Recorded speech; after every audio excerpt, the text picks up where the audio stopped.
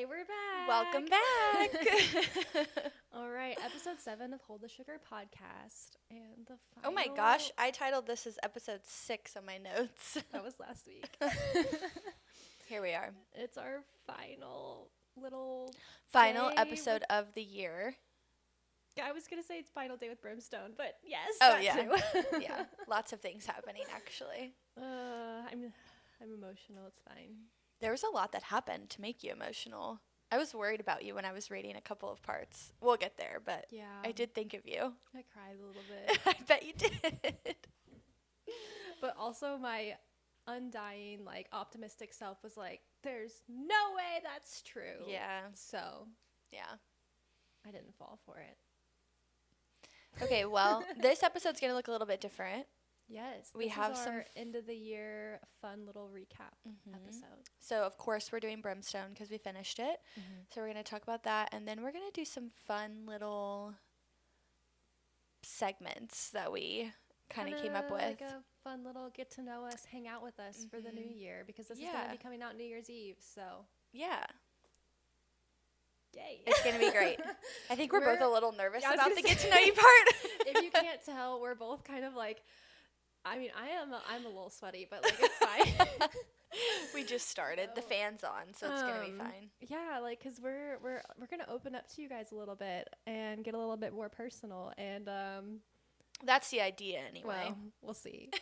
if you haven't gotten to know us personally enough already, you're about to. So stick around. It'll be great. Okay, let's just get into Brimstone. So we did chapters 43 to the end. There was no epilogue, so I didn't have to worry about that this week. Yeah. So a lot happened. You got lucky with that. I know. A lot happened in this last little bit. But if there was an epilogue, you would have read it for this book, right? Yeah, probably. Yeah. Has there ever been an epilogue that you have not read? Yeah, any romance, typically no. Not reading the epiloge. But for something like this, that's an unfinished series, of course I'm going to read the epilogue. Well, and I'm trying to think, does any of Sarah's or Rebecca's books have epilogues? I feel like there was they always something. Have, the special chapters with Yes, I think that's what POV. I'm thinking of. In Iron Flame specifically, wasn't there? There was a special chapter at the end that was from Xaden's POV. That was wild. Yeah. Then that book was wild. Okay, anyway. Chapter 43, Brimstone. Yes. Ren's still missing. We find out that Isabel. Ishabal? Yeah. She was a bad girl. So, don't get me started. Not in a good way. I really liked her, and I really wanted... I kind of like her more now that I found that out. We basically found out that she used some dark magic that she wasn't supposed to use. Oh, and then did it come out? Did it explain that in this chapter? Or am I jumping ahead? No, that was this chapter. Oh, go ahead. Well, that her clan doesn't even know that she used it. That all came out in this chapter. Kingfisher kind of suspected, and he confronted her. Yeah. Yeah. And yeah, basically she used some magic she was not supposed to use, which my question is, why did Lawrence get so upset by this? What is his deal with the Lawrence? Dark magic. Well, why was he so offended by it? Just the dark magic in general, because he's always been against the witches. He's always hated the witches. So maybe, I don't know, it just was weird because Fisher confronted her about it, and then she was basically and he's like, oh, so I figured out this is how you do it. You did this. I can't wait to tell them. And she's like, you can't tell them. And then immediately Lawrence is livid and pins her up against the wall. I think I don't know, just because the dark magic isn't used anymore. It's so frowned upon. Yeah. I don't know. I just thought that was weird that he got so upset about it.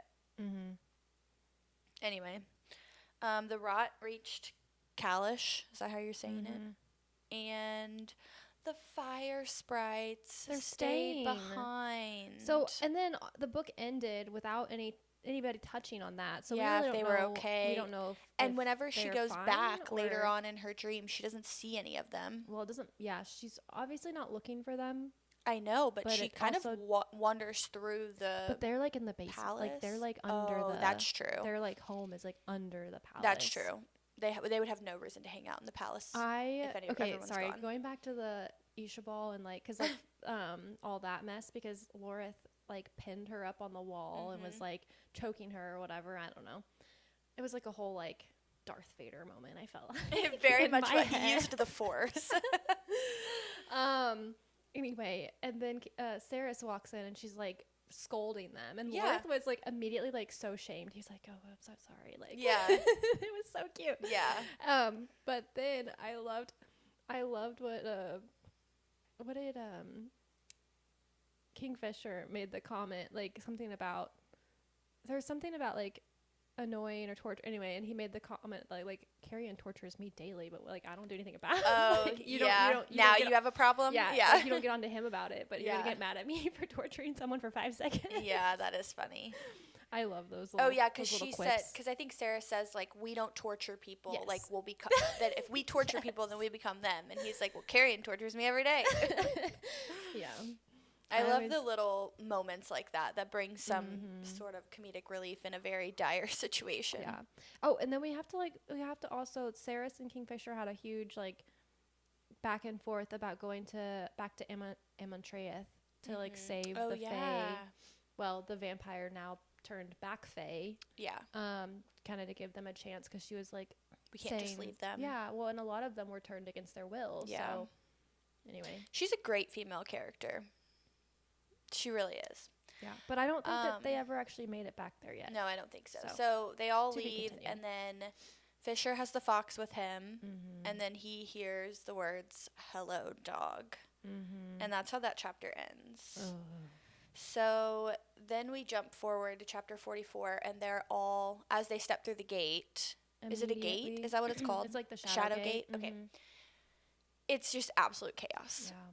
The feeders are everywhere. Like, how can they? Okay, in my perfect world that I will create one day, these gates, these portals that they enter, they get to get a clip it. Before you just jump through. Yeah, there's like a little peephole, right, that they can look through and see. Oh, I wonder what's happening over I don't there. think any portal ever works like that.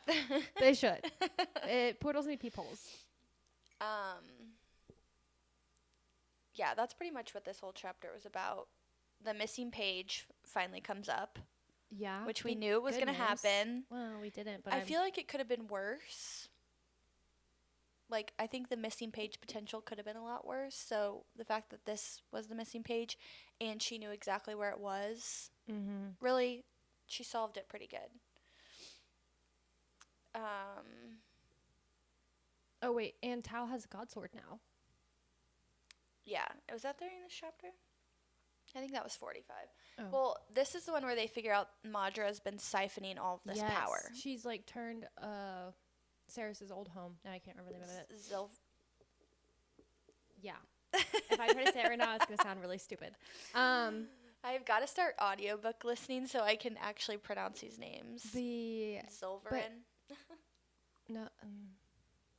I need to see. I don't know. I need to be able it to doesn't see matter. Listen, we're in the last section. If you don't know where we're talking about, then I can't help you. Anyway, Madra's like world, Town, city. Yeah, has been like was created as a ward or like as a siphon of magic. Yeah.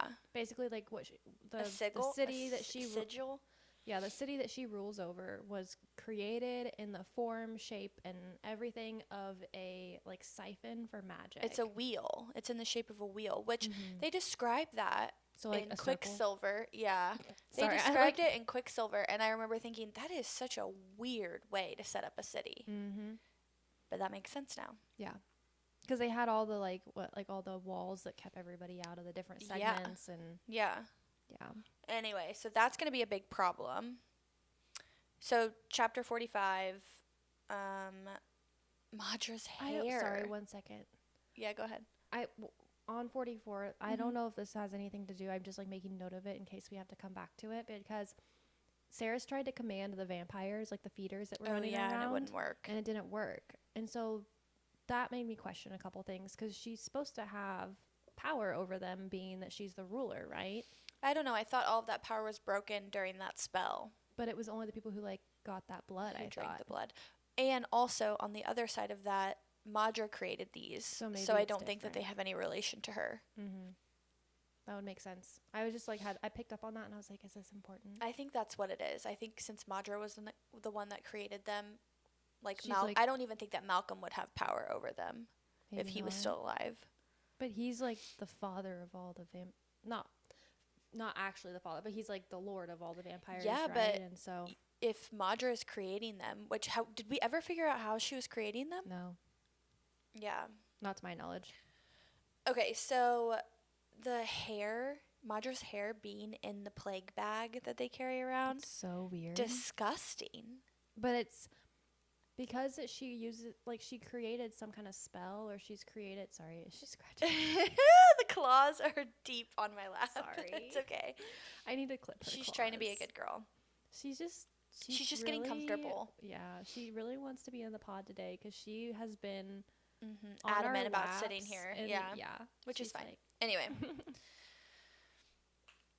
Okay, so yeah, I just thought that was weird about Madra's hair, but also worked out for them because they needed something but personal. But the plague bags, aren't they like some kind of like spell or something? I don't think so. I think they were just. Oh wait, no, they were some kind of ritual. part of the propaganda that she spread. Yeah.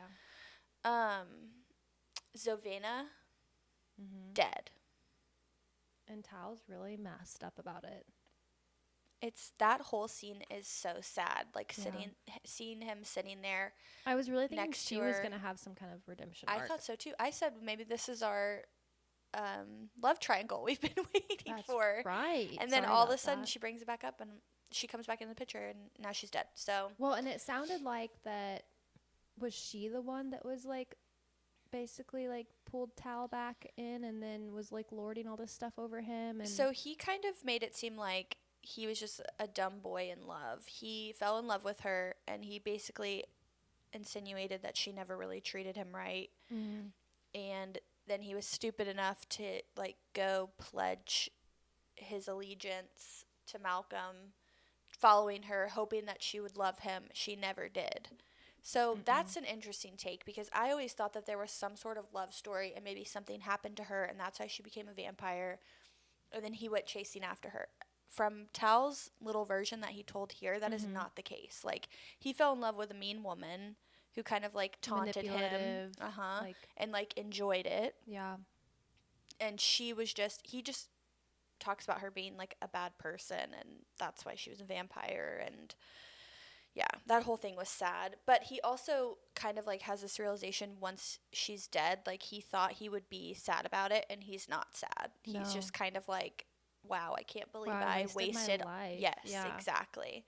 But he gets a god sword. And Everlane are gonna get together. Maybe it's definitely a turning point in his character. Yeah. For all of this, and then his god sword's name is Redemption. Yeah. Love that. That's super cool. I did also love like how he was like, if it would have been like, because he was planning, he came to the edge to dispose of her body, and then jump. Like, that was his plan this whole time. So sad. He's so tortured. And well, now we know why. Yeah. And then he said, like, if it had been, like, 2 minutes or whatever sooner, had he not felt the sun, been able to, like, enjoy the sun on his skin for, like, this millennia, like, that he hasn't been able to, he's like, I would have done it. And I was like, ugh. That just, like... I really like Tal. I love a sad man. I can't wait to see him pick it up in the next book. I have really high hopes for him. So also, Lawrence knows some sort of plan, but won't tell Saris during this because he doesn't want her to act alone, and because Saris is freaking out, thinking that Fisher left her to go, like, try to save the world. Yes, basically, and Lawrence is like, no, like, you don't understand. Yeah, so is this when he shares it with her? I think so. Yeah, she makes a promise not to, like, act without Kingfisher's knowledge or something. She makes some kind of sly bargain. Yeah. Okay, and then this chapter wraps up with Carrion. Oh my gosh. And his little moment when they're all like, literally, we know that the true heir is back. We know that he's traveling with you guys. Where is he? Where is he? And Saris is like, this is her, like, one human moment maybe that she's ever had in these 2 books. of not being able to like look away from him, and so they find him. Ah, Do you remember this? yes. Because Well, Lauren but is then like, also his hair. It said yeah, like his hair kind of stuck out. Like yeah, a but sore they like thumb. follow her eyes. She's like looking at him, Mm. and they like clock it, and they're like, okay, great, there he is. And Lauren is like, let him deal with it himself. Yeah, he needs to. He needs It's to fine. be. And so what does he say? My name is Carrie, and I really really like your horns. Because Oh was it my Lauren that gosh. told him like if you accept it, say like if you say acknowledge it. anything that relates that allows them to believe that you are like you are agreeing with them that you are the heir. Yeah, and you're taking over. Yeah, they're going to hold you to that forever. And so he was like, choose your words wisely, basically. And then he just sits there in silence for like 5 minutes, and he's like, and then the say song, something. They were all like yeah. basically like on their knees, like singing this like song, like pledging whatever, and like, yeah. So funny. And then Sarah, the only thing Sarah can think about is like, oh my gosh, someone's gonna write this down in a history book. That was funny. That's embarrassing. Okay, and then chapter 46. Freaking Danya. I kind of like her. I kind of do too. She's growing on me. Did you catch her little comment about Carrion? Yes. So they have been like... They've been seeing each other. I think so.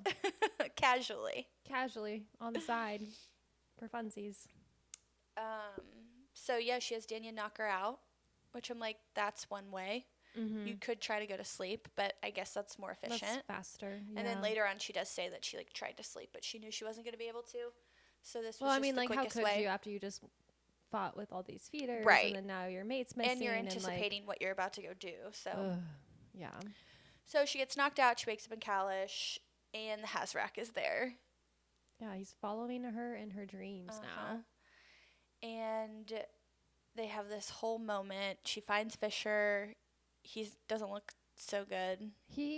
So that's what I'm confused about. I guess he is in her dream, like in a dream state of his own. Yeah, because he would he's have not physically to be there. Yeah, that's actually really confusing. Why was he at Kalish? Why was he there at all? Because he was technically in a, we find out later, he's in a tree trapped from Belicon. There had to have been something that happened before, because they were at Kalish before they went through the Shadowgate, and he never left Kalish. No, but he went through the Shadowgate with Onyx. That's how he ended up at that. Belicon pulled him. When he went through the Shadowgate. When he stepped into the Shadowgate and Belicon called him. Yeah, so why was he there? I don't know if that's just where because like it seemed like he was like awake, living all his worst nightmares right in that tree. Like that was his punishment. That was what Belicon had like done. So if he was awake, living all of his nightmares, he couldn't really be dreaming. So therefore, why was he his I'm a little bit confused. It had to have just been something with the magic of him being in that tree. Yeah. Put him in some sort of a dream-like trance, and so they meet up in their dreams. Yeah, so that must have just been like a meeting place as opposed to the cabin. He was there. But yeah, and that's where she gets that paper that she had. She finds the paper, she reads it. The bird that had the first bird that tried to like get her attention and died. Yeah, which I was like, thank goodness, because I thought that page was like, I didn't know I couldn't remember where she put it. I don't know either. But and I'm glad she remembered. She tries to strike this bargain or ask him for a favor to leave her alone. Oh, the Hazraks. And when she said that, I immediately was like, why? Like, he's done nothing but help you, and I kind of like him. Like, he's growing on me. Like, if I was having to do all this scary stuff, I wouldn't mind if there was somebody following me, like following you around, maybe with kind me, of whispering then in your I'm not ear. so alone. I don't know. I was like, I didn't understand that at all. She seemed so annoyed by him, but I like him. I don't think she realizes his value. Yeah, she definitely doesn't. But also, I mean, I get it, because he's kind of like, he's in her business all the time. I know, but he's been helpful. Yeah. I don't know. So she quickly changes her favor to be taken to transport her to the Wicker Woods. Yes. Is that what it, right? Yeah, the Wicker Woods. And then which she's been there once before. Yes. but she couldn't see it because she didn't have the Fae sight or whatever. That was like way back in Quicksilver. And now she sees all the horrors and all the people reliving their worst nightmares. But yeah, Belacon's there with all of his men. They have Kingfisher. Basically, Belacon's like says, you know, like Kingfisher just left, so they weren't able to like judge him. So they judged him without him being there, and they deemed this is his punishment. Which is all a big show because he didn't actually kill any of those people. No, and Belacon knows that. Right, it's all a big thing that he puts on.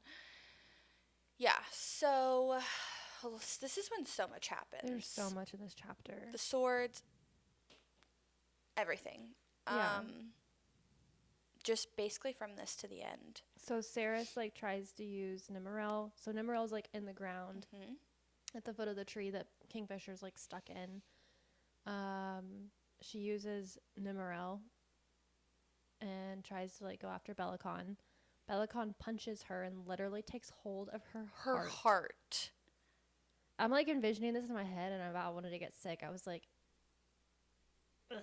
ouch. Yeah, I'm like, okay, that just, and also I'm like, I'm sorry, how does it, and I get she's half fae, she's half vampire, she has all these healing abilities, but like, really? But they were all like that. Like this, Belacon cannot be killed. That was the moral of this and that was, story. Yeah, 'cause the whole ending of this, he's loses like stabbed, his head, and then he's re-stabbed, and then he is with a sword, not just stabbed. He's like with a god sword, impaled. two god I think swords. at one point it said impaled. Also, did you count the solar plexus? Oh yeah, did you hear it yeah, this time? I did, and I was like, this is not. I don't know how I wasn't noticing that before. Oh my gosh, it's like literally everywhere. It's calmed down quite a bit at this point, but it has. You got your wish. You're like, cut it out. there was still more though. There is more, but yeah, and the usage of them is just odd. I don't know. Anyway, so yeah, he's like impaled by this sword. Fisher eventually just like cuts his head off with the sword, and it's just like he's still. But he said it's like, I know this isn't gonna kill him. No. Like, I'm sorry. How can you be separated from your head and not die? Like, what kind of power is he? I don't know. This whole thing was. It was quite a scene. Oh. And that's going to make for a great TV show. And then that page, we didn't talk about what was actually on that page. That she lost? Yeah, the one that she used. That was his real name. Oh, his name. And I love feel how like it was I just said like something about, well, I mean, I remember just saying something about the page, like, don't lose it. Yeah. But I feel like it was a very seamless transition. What are your thoughts on the name? I don't like it. You don't? Okay, so that's chapter, like, what, 47? And then in chapter 52, like, at the very beginning of chapter 52, it's like, or maybe it was, like, the very end of chapter 50, because chapter 51 really isn't really a chapter. But anyway, somewhere in there it transitions to where she was like, I've accepted this is his name. It feels right. And just that is now the name that she calls him. So there's no more Kingfisher. Yeah, just immediately. It is now. And not only does she call him that name, she gave him a nickname. Maybe I missed the nickname. Kaidan. Kaidan is his name, but she calls him Kai.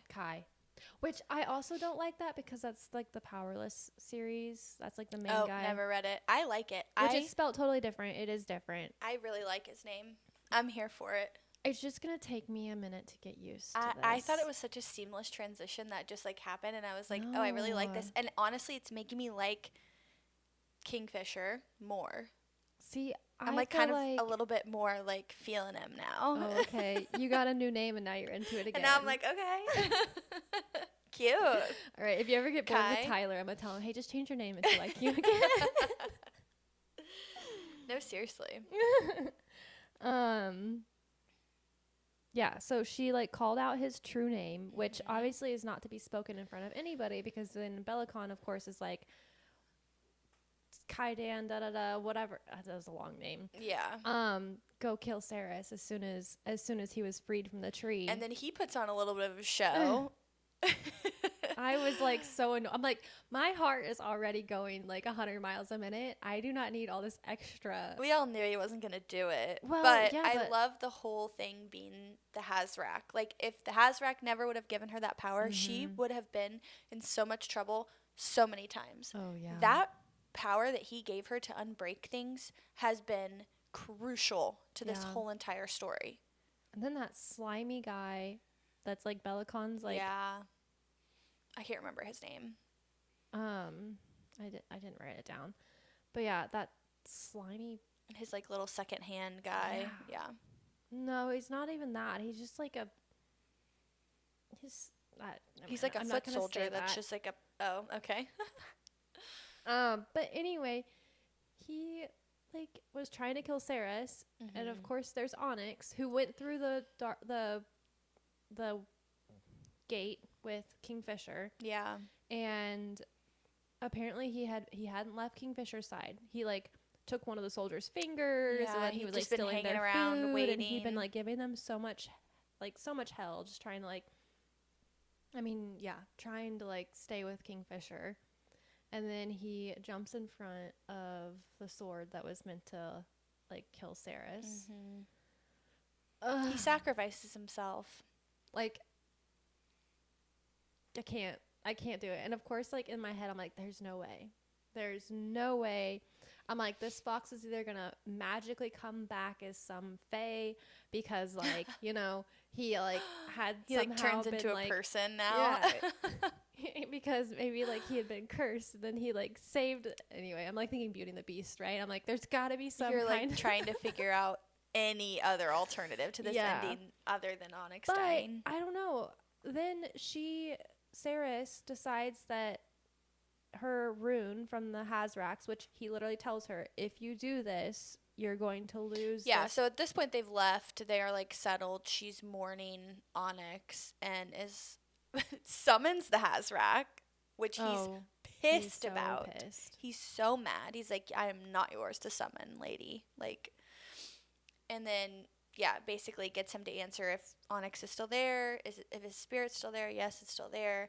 And so then she decides to basically bring him back to life. Yeah. And yeah, this is what you're talking about. He warns her, if you do this, like this rune that I've gifted you is going to be no more. Like you're not going to be able to break undo the curse or the for anybody else's oath. Because like Belicon still has the oaths Yes. with others, but anyway. Which I think ultimately was a bad decision. Okay, so would you have saved Onyx or would you have kept the power? See, like, yeah. Me in the moment being Saris, I 100% would have saved that little fox. Like, no questions asked. Yeah, you've been a fox lover from day one. But that is, oh my God. And I love how she's like, we'll find another way. I understand. So, there's that. With the emotion and everything, I understand why she did it, but I do think it was a bad decision. I wouldn't have done it. As much as I love the fox, especially with Fisher's whole story about how animals are kind of like, yes, that was such a sweet little they're story. kind of just like better than us and they don't belong here, but every once in a while they see someone, they choose to come. yeah, to because they be see with someone that who person. they know that they could help, and so then they become an animal, and like that's their whole purpose. And so especially with that story, it's like, well, Onyx served his purpose. He was here. But but he hadn't left her, so therefore he didn't feel like his purpose was over. I think that was his purpose. He chose to still be at her like side, even in the even as like a little ghost fox or whatever, before she brought him back. You know what I mean? I see what you're saying. Like he was still holding on. Okay, that's fair. That's fair. I hope that bringing Onyx back ends up being more impactful than not. Yes. I hope that he holds a bigger purpose later on then, because that unbreaking power that she had, I know. She was using it more than anything else. That's true. She used it to get into the door, like when she got to Kalish, like to get that paper. Uh-huh. She's used it so many times. Excuse me, sorry. And it's been so helpful. I don't know. We'll see what happens, I guess. So all right. So now they are in Agen. Yeah. And Rufus has been here the whole time. He's alive.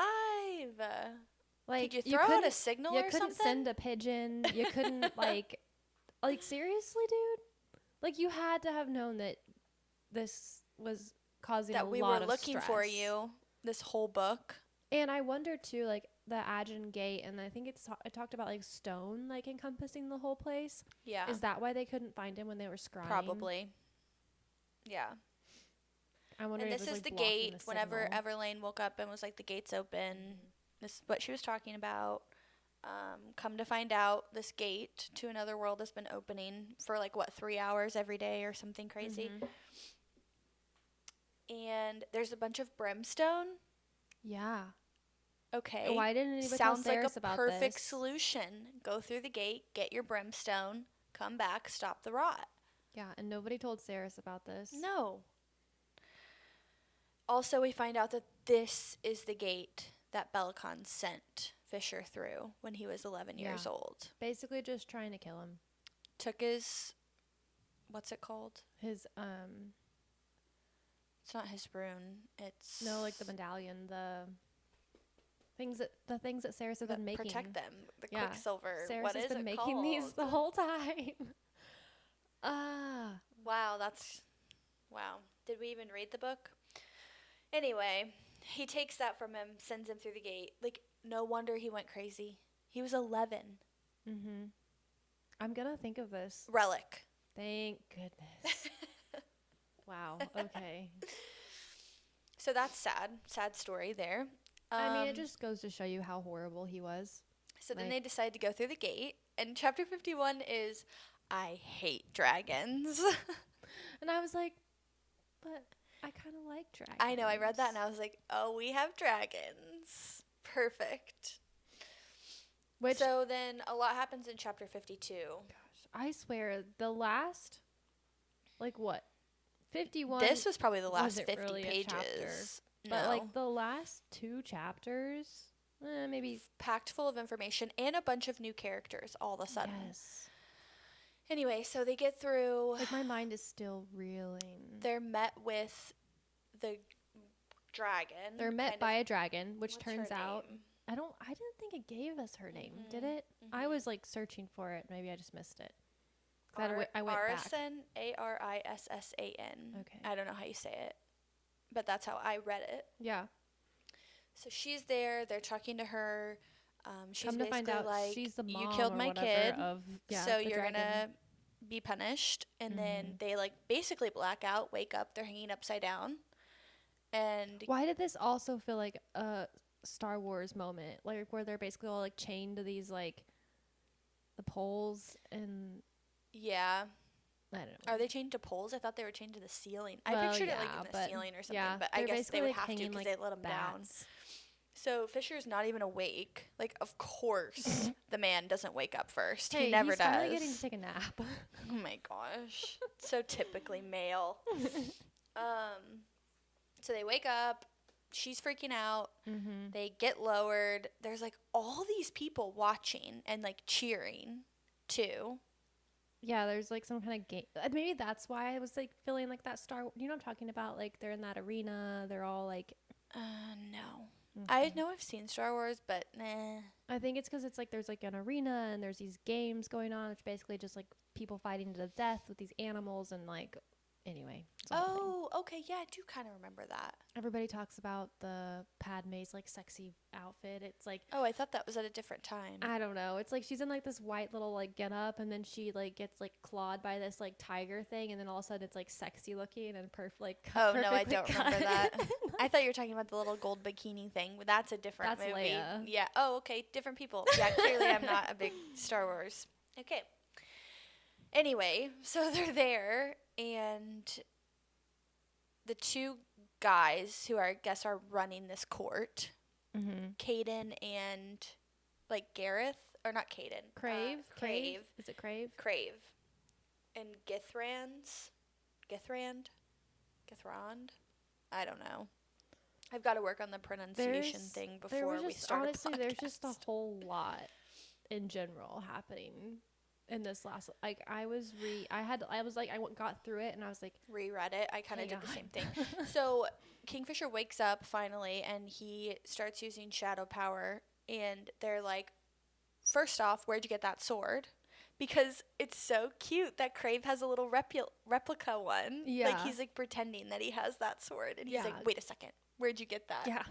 I thought that was so embarrassing for you. Uh-huh.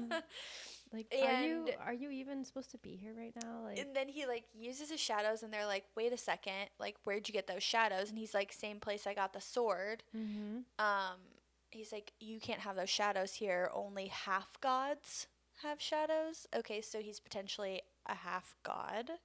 Yeah. And then follows that with, can you just go get our dad? I'm here for a dragon. Yeah. Summon our father. You know what? This whole time I've been thinking, like, who is Kingfisher's dad? And I've been so confused about this. And I thought it was so obvious, and we were told that that's why I was too afraid to ask the question, because I was like, I should just know who his dad is. I don't remember being told, because it talks about like his mom and then his dad being killed or whatever. I don't know. Did it? I don't remember anything about his dad. I feel like it talked at one point in time, because like maybe not. Maybe I'm getting another book confused. But yeah, I mean basically yeah, because Bellicon just summoned his mom to be his wife. Mm-hmm. Which, okay, if he's a half god potentially, then is his mom some bigger being than just an oracle? Well, maybe his dad is. Well, but if his dad is it says summon our father, is his dad just like a lord of this other court though? Maybe. So then his mom would have to play a bigger part. Yeah, but this is like, they're in like the depths of hell. He describes it as that, yeah. This is like another world. Mm-hmm. Yeah, I don't know. So there's a lot more of that questions. Callie has to explain in this third book, supposedly coming out in November. Love that those two. So basically, those two are his brothers. Yeah.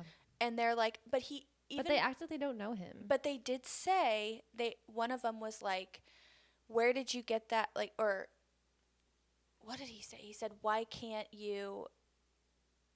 He starts two sentences and doesn't finish either one of them. And one of them is, you can't be, like, whatever he was going to say. Mm-hmm. So I'm sure that they know that they have a long lost brother. There's so much. I like it though. I liked the ending. Like, I liked where she took it. I did like that it wasn't like a heart-wrenching cliffhanger. It was just I need the next book in my hands right now cliffhanger. Yeah, like, it's a big pivotal moment in the story. So much is about to happen. We're about to be introduced to like a whole other world. It makes me feel like now maybe. I was like, but I feel like Kingfisher, like you were getting annoyed because Kingfisher had kind of taken a back seat, right? To yeah, Sarah's. and now it's back to Kingfisher. And now I feel like it's going to be back to him. Like Kaidan. How do you say his name? Yeah, Kaidan. Kaidan. It's going to be Kingfisher. Kai. I'm going to start calling him Kai. I like Kai. It's all about Kai now.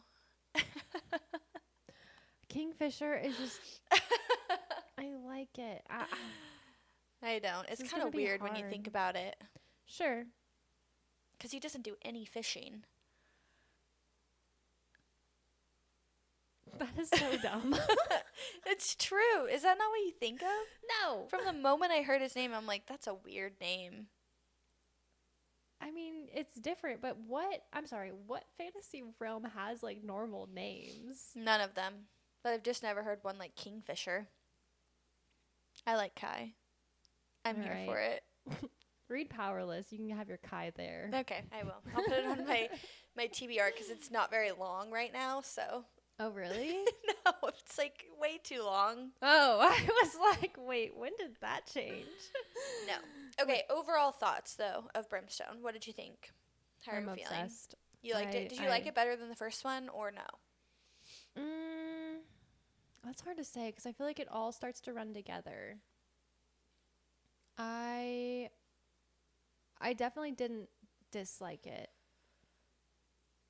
Like I would say it might be I might like it better. I think I liked the ending to Brimstone better than Quicksilver, but I think I liked like the middle part of Quicksilver was more entertaining, and more fun to read, whereas like Brimstone in the middle kind of got a little okay, like let's move it along, or where are all these characters? They were gone for half the book, so but I liked the ending better. I feel like maybe Brimstone did a lot more back and forth with the POVs than Yeah, Quicksilver I did. think so. Yeah. Quicksilver stayed a little bit more consistent, so it was like, but yeah, when you get those flip flop of the POVs, and it's like, oh wait, I was just in the middle of figuring out what they were doing, and now you're taking me over it's like here. you're forcibly. But I into mean, a I like it. tandem I read. like getting that different point of views, but it does kind of make it. Sometimes it makes it a little bit more. It kind of disrupts the story a little bit. Yeah. Yeah. Overall, it was pretty good though. Yeah. I'm excited for the second or the third one. I know, and we don't know how many is going to be all together, which is kind of stressful, but I'm really excited. Yeah. And hopefully it'll only be like, what, 11 months? Yeah, because she's cranking these out pretty quick, I feel like. Yeah, good for her. She's working. We love to see a writer at work. We love a working woman. Okay, so let's move on.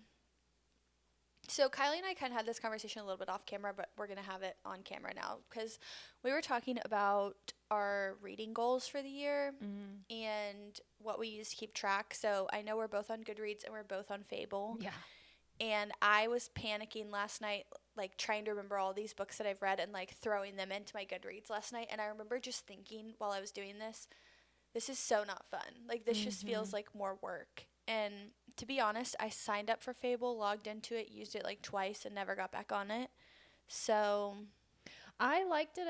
I was really at the beginning of this year, I had Fable and I had Goodreads, and I was so excited, and I couldn't pick one, so I was like, I'm gonna do both, and I did really well for like most of the year. I feel like end of the summer I started to fall off, and then like once I fell off that train, I was done. Like I haven't added anything to Fable or Goodreads since probably July or August. yeah. So it's definitely not up to date, and I kind of just gotten to the point where it's like I don't really care. Yeah. I was excited for Fable because you can do the like the book, like I was thinking we would use it for like our reading. We can kind of like make notes and stuff, but honestly we just do it on our phones and like in our notes app and like share it. So it's like I for one am just like it is so like I don't know why. I just can't be bothered to use another app at this point in my life. I think that's kind of how I feel. So yeah, I don't know why, but it's just it's not fun. It's not catching on over here. No. So Kylie did a really cute thing. Oh, yeah. And bought us these reading journals. There is something to say about like putting pen to paper. And so we're going to start this in January. I'm really excited. These reading trackers, and like you can track like books that like you get, basically it's like section for your TBR. There's like book reviews, there's some like challenges like reading like through the alphabet, and like you can even like color in. There's like I think a little bookshelf. It's set up really cute. There's like spice level things you can rate. Like it's set up so adorably. It's from the Book Sisters, and their Instagram is like the Book Sisters shop. But anyway, super cute. We'll put that in the description if you guys want to check it out. The best like book journal reading tracker I've seen, and I've looked at a lot of different ones. So super excited for this. I think this is going to be like a lot more like fun. Yeah, we want it to be enjoyable. This is all just for fun. Yeah. We're just girls. And I like that I can kind of like doodle a little bit and color in my little stars and my little spices, spice rating. I don't know. And so I'm excited about that. But yeah, I want to spend less time on my phone this year too. So I'm really excited to have that to make notes in. Yeah. I think it'll be really good. And so that's what we're moving to. We're getting off the Goodreads. We're not doing goals because we're reading for fun and we're reading for vibes, and we're both kind of mood readers, I feel like. Yeah. So it's we're not setting goals. We're just like day by day, man. We're just having fun. Moral of the story. So you can follow us on Goodreads or Fable, but it will not be updated, just so you know. I will be using it for like we can like look. I love to lock at like the reviews. Yeah, obviously, for potential. Yeah. And I do like to add things, but then also I feel like my list on there, they kind of get lost because I just add. Yeah. Well, I just don't update it. Yeah. Anyway, okay. So I'm excited. Moving on, we are scratching Fable and Goodreads for the foreseeable future for 2026. We are adding the physical book journal. Yep. Back to the basics. Okay, so now we're going to move into a little bit more of like a wrapped segment of the year. I have some like rapid fire questions, rankings, kind of We book related we didn't things. really prepare for this. We just kind of were like, it's gonna be on the spot. So it could go well and it could not. And if it doesn't go well, then just skip to the next segment. it's gonna be fun regardless. Yeah, it's going to be good. What's going to be hard about it is trying to remember all of the books and characters we've read this year. Yeah, that too. Okay, so we're just going to do some rapid fire questions. We're going to start with book boyfriend wrapped. So I thought about doing a re-ranking of our book boyfriends, but to be quite honest with you, mine haven't changed. So maybe next year we'll reevaluate the I'm trying to list. think of mine. Yeah, I don't think so. Yeah. Okay. So we're doing a book boyfriend wrapped. So we're gonna go over the most unhinged. Who's the most unhinged book boyfriend you read about this year? For me, Oh gosh, I don't remember what his name was, my but list of he is from Serial Killer Santa. Oh yeah, Cole. Cole, the serial killer. He was the most unhinged. No, that actually. Yeah, that's actually very fair. I would say part of me. I was thinking about the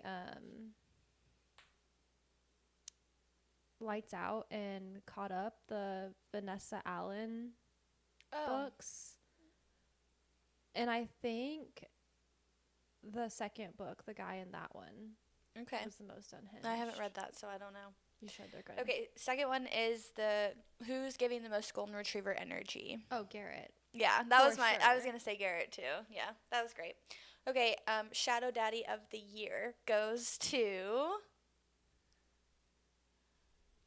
I'm. Sorry, but I'm jumping back. It's Zayden. That's fair. That's fair. It will always be Zayden. It's going to take a lot. Now I'm okay. So you haven't read the Kindred? Have you read the Kindred's Curse? No. By Penn No, Cole? I just got that for Christmas. I feel like the main guy in there. Let me make sure. I could have swore he had shadow powers. It's been a minute since I've read them. I don't know. I just don't think. I think Zayden took it this year in Onyx Storm. I think the next book, which I am just like fingers crossed, hoping we are going to get sometime maybe late next year. I think he's going to take the cake again. I think until that series is finished, it's going to be really hard to beat him. Yeah. Not like my favorite book boyfriend, but Shadow Daddy of the Year. Pretty sure. So Luther Courpois, I think is his name. Okay. And Luther, I like that name. And I'm just making sure I'm like, I swear he's also a shadow wielder. Well, if not, someone will probably let us know. Yeah. Shadow wielding high general once again. Okay, next one. Oh, go ahead. Oh, I was just gonna say he's my top one. Okay. Now that makes me want to read that book. Yeah, you need to. Okay, the next one is surprise book boyfriend. Like, who was your one that like surprised you the most? That you were like, oh, I didn't think I was gonna think of him as a book boyfriend. For me, it's Tal. Okay. I didn't. That's a good one. I kind of like teetered back and forth for a while about him, and then really started to like him. And then after he made those bad decisions, I'm like, Tal, what were you doing? And then we see him on the cliff and everything, or yeah, wherever it was. I guess. And I was like, yeah, no, I do really care about him. It's okay if you don't have one. It's kind of a hard one. Well, part of me, part of me was gonna say, like Dorian, because I didn't feel like he was like a main character, like because I was like I guess I didn't really read those. What book are you talking about? I was talking about Throne of Glass. Dorian? Surprised you? No. What do you mean? I was like, I guess that's like. I'm like, you must be talking about a different Dorian.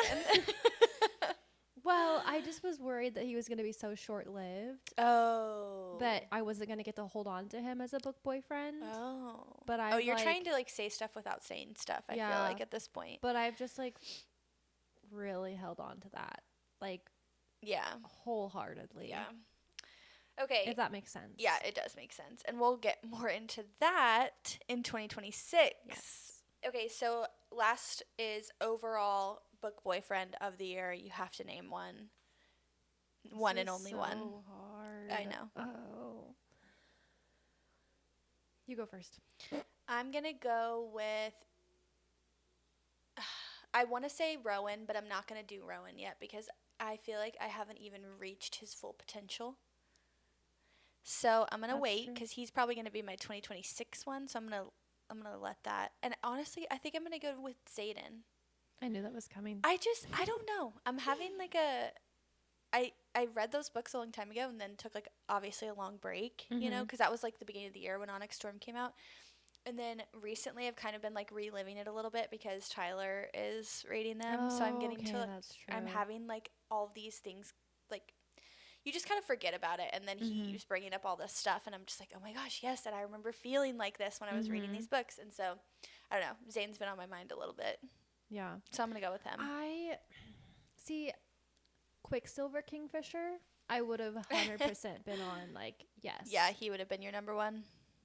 But Brimstone Kingfisher. He didn't hit the same in Brimstone, yeah. I just am not feeling it. And so, and I have mixed feelings about Zayden. Did you read Phantasma? I haven't finished it. Ugh. Because Blackwell, I think, is also like. I don't know. I need to finish it. I'm excited to finish it though because I've really enjoyed I probably only a quarter of the way in, but Yeah. Those are good. Dang. Okay. I well, think you have part to of- pick one. I know. I think I'm gonna go back to Luther Corpois. Okay. I that's really fine. liked the Kindred Curse saga so far, so I guess we're just gonna go with that. Okay, so that kind of wraps it up for book boyfriends. Next one is biggest jaw-dropping moment of the year. That. Oh man. Do you have one? Yeah, I think so. So technically I read this book last year, but I reread it this year, so I'm going to count it. And it's still Fourth Wing. Like, it's still Iron Flame, the end of that book. Isn't it the end of the second one? Yeah. Spoiler alert, if you have not read that book, do not listen to this.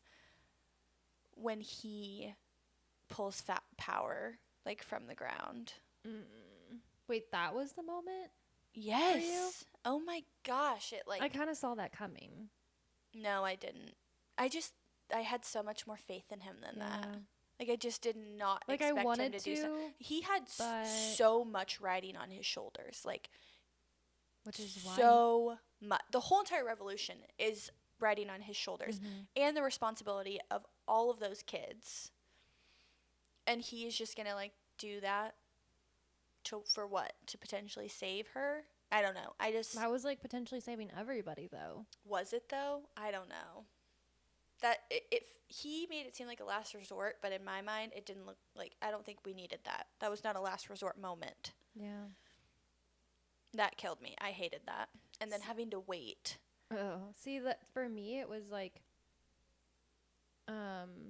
everything that was going on around Violet in those last like few chapters. Yeah. With her mom and Yeah, the she ward had. stone Yeah. and Yeah. but that wasn't like my most jaw dropping. I think it was partially out of like embarrassment, but also like was chapter 22 of Quicksilver. Oh yeah, you've talked about this. I know. Because you were like, record yourself reading that, and I was like, no, I'm definitely not doing that. No, I feel like I just like kept going. Yeah. Like, yeah. Anyway, That's funny. Okay. it wasn't like emotionally. Well, it was just like impactful in the sense of like, oh. Yeah. Okay. Fantasy world you would want to live in. See, the Venom in Fourth Wing and like the Imperium series freak me the frick out. Oh, really? But I want to ride dragons. I know. There's such a strong appeal there. Oh my gosh.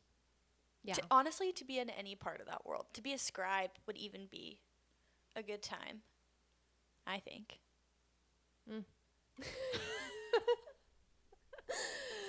I don't want to be a soldier. No. That's for sure. Yeah, they got the worst. Yeah, they did. That seems like the absolute worst job. Scribe, okay, sure. Yeah. You get to follow the dragon riders around. Yeah. What about Throne of Glass? It sounds like they can intermingle, so that's cool. Yeah, you could date a dragon Exactly. rider. That's even cooler. If they give me a ride They on will. their dragon. On their dragon. They will.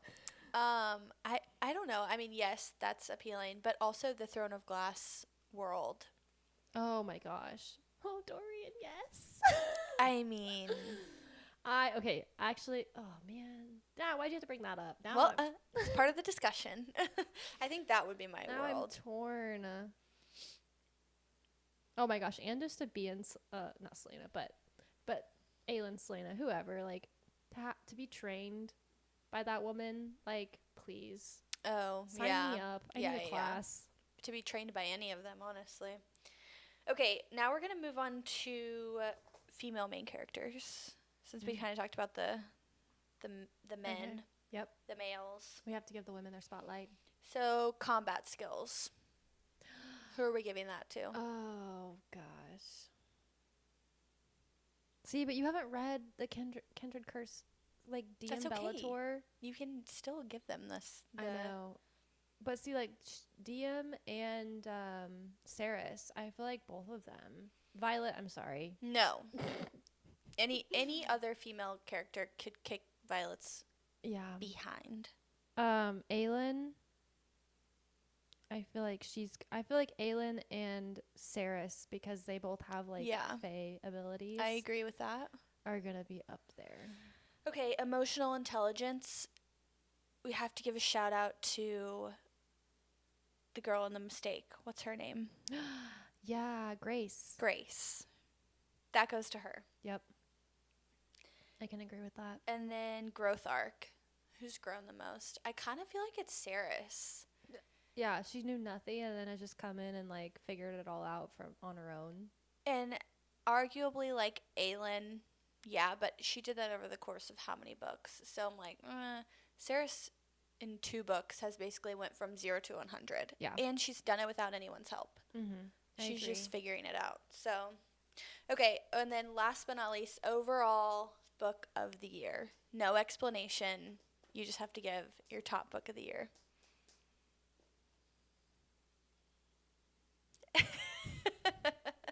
Don't think about it too hard. Just go with your gut. That's my problem is, like, You don't feel your gut? Sure. You know what? Actually, that Rebel Witch, not the Rebel Witch. What's the first one? Crimson Moth or whatever. Oh. Somebody's been chewing on my freaking Oh, no. Anyway, sorry. There's little teeth marks in my bookshelf up here. That's cute. It's okay. We can color it in or something. The Crimson Moth series. Mm-hmm. What is the first book? I really like that, like, a lot. Okay. Crap, what is it? I don't know. Is it called I've got it. Hang on. Mine is probably Heir of Fire. I really, really, really enjoyed that book this year. Heartless Hunter. That's what it was. Oh, I got that for Christmas. I'm so excited. It's good. Okay. All right, so that pretty much sums it up for my little rapid fire questions. Yeah. So next, we're going to do something fun. Not really book related, but get to know us related. Get to know us. Get to know the girls. Final episode of the year, breaking down the walls. Or we're going to try. We're going to play a little game. We have a bunch of cards in here. What's this called? It's called Let's Get Deeper Friends Edition. Yeah. I think there's some other editions. Yeah, this will be great. Okay. Do you want to go first? Do you want me to? Yeah, I'm going to put this down here. All right. Get, like, It's going to be great. Make a mess. Okay, first question. What was your favorite cartoon or show as a young kid growing up? I feel like I went through phases. I mean, I was really like a Disney Channel kid, like hard. I never really watched Disney movies when I was little, but Disney Channel had me in a chokehold. Okay. I loved Hannah Montana. Oh, yes. And I loved Wizards of Waverly Place. Those were probably my top 2 shows that I did not miss an episode ever. I love that. Yeah, I was obsessed with Hannah Montana. I did not get to watch it because we didn't have Disney Channel. We like didn't have those channels. We didn't have a television. We had PBS. We just lived in the middle of nowhere, and it was just really hard to get anything. So it wasn't by choice. It was just like. Yeah, but we had it at my grandparents, so I would always nice. watch Hannah Montana, but it was never in order of episodes. Yeah. So my favorite cartoon growing up was Saturday morning. They had the Winx Club. You know I've that never is? heard of that. They made a Netflix remake with real people instead of just characters. It was called the Winx Saga or whatever. What I was think it there's about? only 2. It's fairies and powers and well. Sonic, Kylie knew who she was from a young age. Yeah. Sonic the Hedgehog was also pretty good, but the I Winx, didn't really watch cartoons. the Winx Club on Saturday mornings, I woke up early to watch that. That's so cute. That was probably my favorite. Okay.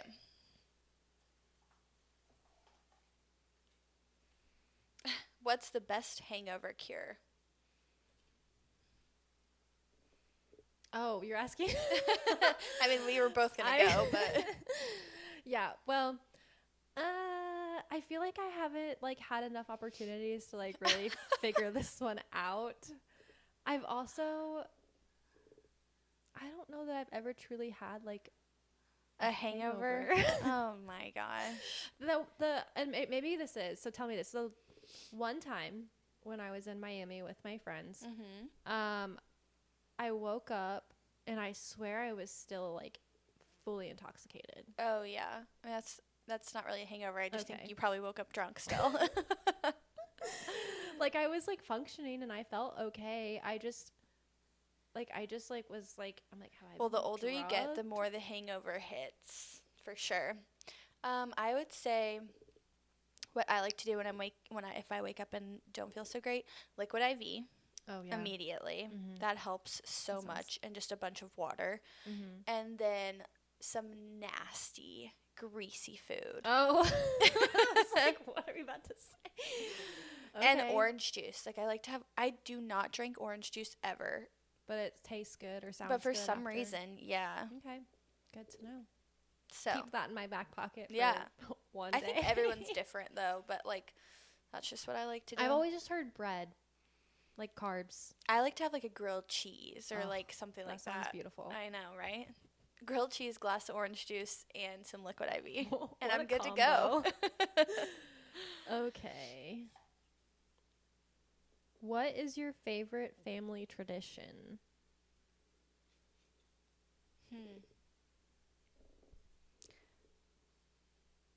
I don't know that we really have any family traditions. Or I'm thinking of one when I was a kid growing up. We don't really necessarily do it anymore, but it was definitely a consistent thing for most of my childhood. What was it? Christmas Eve, we would always my mom would make fresh, well, I mean, sometimes homemade, sometimes packaged, but anyway, the apple cider, and we would sit around our coffee table, and my dad would read the Christmas story, and we would have candles or just the Christmas tree lights on. That's so cute. And maybe because it's Christmas time, I'm that's what's the first thing that comes to my mind. Nostalgic. Yeah. But yeah, that That's was just sweet. something I feel we always did, and then all of us kids slept in our sleeping bags under the Christmas tree. What about Santa? We never really did the Santa thing. Oh, really? My parents kind of mentioned it, and they weren't anti-Santa, but I don't know. I was a realist as a kid. Didn't make sense to me. Yeah, it didn't make sense to me either. I was always setting alarms, trying to catch my parents or something. Yeah. Yeah, we didn't really have any. I can't think of any traditions that we did. On Christmas Eve, they would let us open one gift, and so that was always fun. But they got to pick the gift, obviously. Oh. Dang. So it was always like not the worst one because none of the gifts are bad, but it was always Right. like the least, Not impact. the least, the one you were going to be least excited about Yeah. is the one that they chose. Which, like, yeah, I get it as an adult. Okay. Gotta save the magic for Christmas morning. Exactly. What was the last show you binge watched? I'm not a TV show binger, but the last show that I consistently actually finished would have been Ted Lasso. Oh, that's good. We didn't ever finish that one. We just finished. We love the medical shows. So That's surprising how I know, makes no sense. Makes no sense. I understand. What is that show called? It's one of the Pit. That's what it's I called. haven't even heard of it. Oh, it's pretty good. I think it's on Netflix. Yeah, it's like it's a medical drama show, but they work in the ER, so it goes through their like shifts in the ER. Yeah. I feel like I want to watch those shows, but at the same time, it's like for me, watching it's fun just to pick it apart and like all the things that are doing wrong or you would actually never do in real life. Yeah, but you could do that with anything. True. You should watch Grey's. That overwhelms me. Why? There's like a million seasons. Even more of a reason, like you can stop whenever you want. That show. That is a life commitment that I'm just not really sure. You don't I have to wanna sign watch up all for. of them. You can just watch like the first. I mean, I'll tell you when to stop because there are some tragic things that happen in that series. I feel like there's things that have been spoiled and I don't really know, but I kind of know. Okay, next one. What is your opinion on horoscopes? I love them, but to be honest, I don't know a whole lot about them. Like, I wish I knew more. I feel like that's like one of the huge things I love about like the Zodiac Academy because that's such a big part of that series. Mm-hmm. I absolutely love. I'm obsessed with all of the trending like the if you're like based on your sign you should read this book or based on your sign like these are the tropes that you're into or based on your sign like this is how you read and as a Gemini it's like basically I'm always reading 5 books at a time but I'm never lost in the plot like I always can like refocus. Anyway, but yeah, so I think that's so fun but same thing like I think they're really fun. I don't put a lot of weight into it Me by either. any means but at the same time if it serves me I put a lot of weight into it. If it doesn't I'm like nah. It's not it's not something that I like put a lot of faith in but at the same time it's like they're so fun. Like, I do like to look up compatibility stuff. Like when I meet someone then I like will secretly look up compatibility and just see how I feel. Like I'm like what are we compatible or are we not? Because I do feel like it's pretty spot on. Yeah. That's kind of scary though because Jordan's a Cancer and Cancer and Geminis are a big Oh really?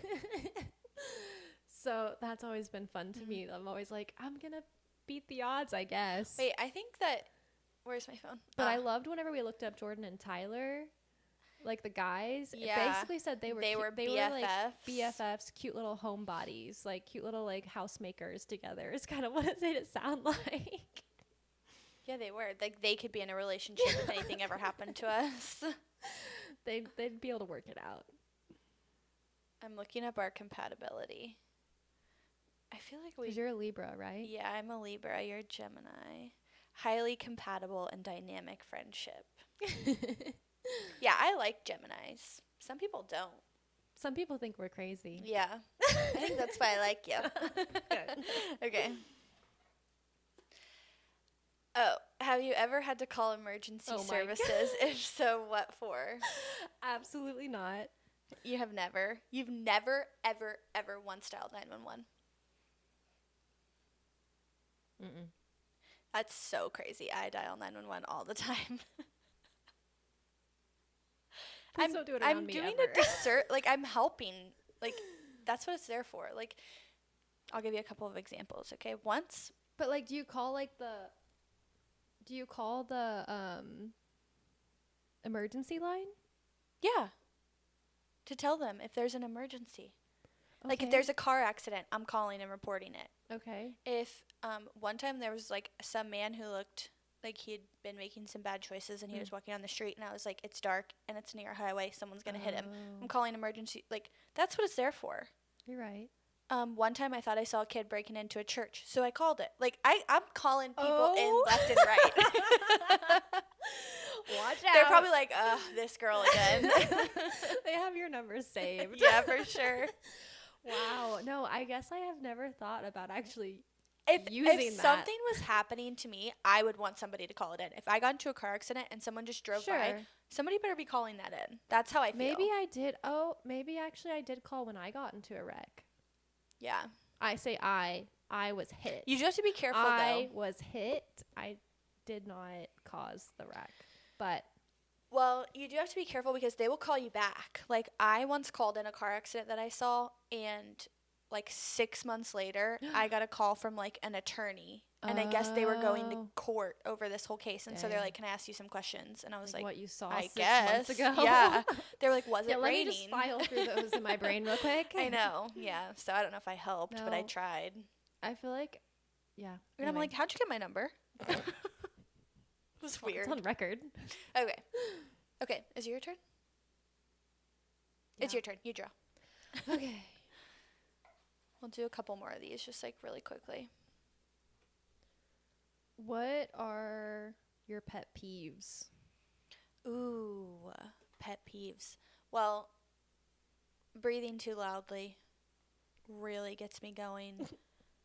I'm assuming in a bad way. Yeah. I don't have cracking knuckles.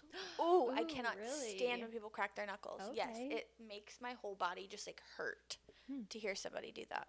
Cracking anything, actually. Okay, so do you like to crack your own back or anything? No, nobody's doing that. Well, Tyler does like sometimes do that because I have a lot of tension in my neck, but I don't know. I can't listen to people do that or watch people do that, especially people who do it with their heads. I'm like, ooh, yeah, no, thank you. What about yours? When people pass me and I'm going the speed limit or like over, like, can we just like slow down? No, because we're in a hurry. That's me. I'm passing people. Yeah, I would say that, or too many different noises at once. Like whenever we've got like the TV going, and like then there's like somebody scrolling loudly on their phone, and then like people talking. Like, okay, we need to take a chill or a timeout. I need a chill pill. Everybody else needs to take a timeout. I think that's just on being overstimulated. Maybe. Okay, what's a show or movie you refuse to watch even though everyone told you to? Why did you refuse? I think we both have the same answer to this. Stranger Things. And it's like, so everyone says it's so good. You need to start it. I watched the first season like a long time ago. Never really got into it. And I watched the whole first season because everyone was talking about it. Couldn't get into it. I've seen the first season, part of the second season. And then I will say Jordan's been watching this last season that just came out. That's been a little bit better. I want to because I've heard that it's so good. Like the last season has been so good. I don't know. It's just, and this is what I don't understand too, but I've actually talked to some other people and they've like, who are fantasy readers, because everybody's like, you like fantasy, you like... It's more sci-fi. Yeah. And the monsters are creepy. They are. It's like kind of scary. They kind of scare me. And it's set like in the 80s, which I just don't really subscribe to the 80s. Oh, really? Yeah. See, I don't mind that. Like, especially some of like the guys, like the hairstyles and like different things. Like, I like that. Yeah. But I don't know. I've spoiled it for myself. Like, I see I see clips on TikTok. Yeah. And I'll just watch them and then like read the comments to figure out what's going on. So I've spoiled the whole thing for myself. Anytime like 2 new episodes drop, I like am seeing the spoilers. So there's no point in me watching it now. It's been years and like people have been trying to convince me and I still haven't can't done get it. on board. Yeah, I've watched a couple of the episodes of this last season that just dropped and that has been like the most interested I have ever been. Yeah. And even that's kind of spotty, but anyway. All right. What's the grossest thing you've ever eaten? I don't know. I don't really eat gross things. Have you tried something weird? Yeah. Like what? I would say like the weirdest thing that I've done is whenever I was like a rec leader at like this like summer camp, all the guys would go like at night. Some of the guys would go and like catch like snakes and crawdads and frogs out of the creek and then fry them. Not really fry them, so we didn't have bread, but just like or crumbs or anything. It was like literally just like roasting them over the fire, and everybody like try to bite them. Like just for fun? Yeah. See, like I don't get that. Like if I'm not doing that unless I'm starving. I was in high school and boys are doing it. Yeah, you know, everybody was just kind of hanging out. You didn't want to be the non-cool one that didn't try it, I guess. Yeah, because that makes you cool. Other than that, like peer pressure. Escargot, that would be have you ever had escargot? Yes. Okay. Okay, you don't consider that gross? Sorry. No, it's like it's a delicacy. Yeah, exactly. It's like caviar or calamari or whatever. Like all that stuff I guess is a little weird when you think about it, but yeah. Okay, what was an irrational fear you had as a kid? My dad. What? Not like that. What did you say? Your dad? But like not like that. But like my dad would always like I don't know, like at night when it was dark, me and my sister like moved down to the basement eventually. Would he scare you? Yes. My dad did the same thing. He tortured us. My dad had masks. Oh, that's even worse. My dad had creepy sound effects and like different things. What is wrong with these men? Why do they think that's funny? Get off on scaring little kids. It's not funny. My dad would like put this mask on and like stand in the hallway and like stare at me. And I'm like, not funny. Oh my. I would have probably that wasn't my irrational fear though. Mine was like I had this very specific fear. I can't believe we're putting this on the internet. Okay. So like I had this I like have this fear of I have a fear of sharks, but like also an obsession with them. Like we live for Shark Week at my house. Shark Week is the best week of the year. I don't know what that is. I mean, I've heard of it. It's just 1 week out of the year they like put out. It's like Shark Week. All the shark programs kind of thing. It's Shark Week. Is it on Discovery? I can't remember. See, I never had these channels growing up. So it's one channel, and for 7 days straight, it's all shark related shows. That's it. And every year they come out with like new ones. Jaws and like those. Yeah, but those are like movies. These are like real shows. I refuse to watch that stuff. Anyway, so have always loved them and also been terrified of them my whole life. So I don't know how this was concocted in my mind, but I had this fear that like when the bathtub was full and I got into the bathtub, like I couldn't see it, but my body was being like transported into the ocean. And so like if I had a foot in the bathtub, then like it was actually in the ocean, there was a shark swimming around. Okay.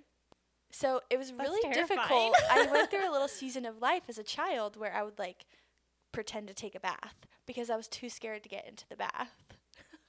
Why didn't you just take a shower? I think that's what we did. Okay. But at some point as a kid, like you don't take showers. Yeah. So I think I was not old enough really young still. Yeah. Dang. Isn't that weird? Yeah. Anyway. But I mean, that just goes to show the power of like a child's mind, you know? They should have put me on some medication or something. Like the last one. Yeah. Okay, what was the worst haircut or hairstyle you've ever had? Oh gosh. Literally, I don't know why I did this to myself. 9th grade. Literally the worst time ever. I had braces. And I had for years, I'd always wanted to do like locks of love because I thought that would be like so cute and sweet, right? It is cute and sweet. I always wanted to do that, and my hair was really long. And I don't know why, but I was thinking, 9th grade, I was like, this is the year I'm doing it.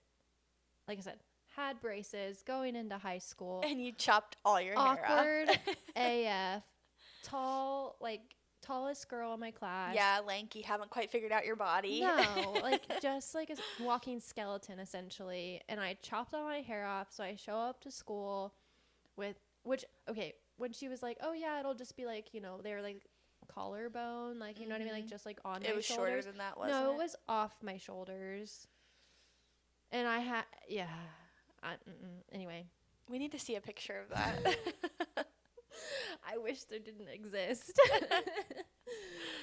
Okay, well, that was the last one. Oh, I didn't really have a bad haircut, to be honest. For you.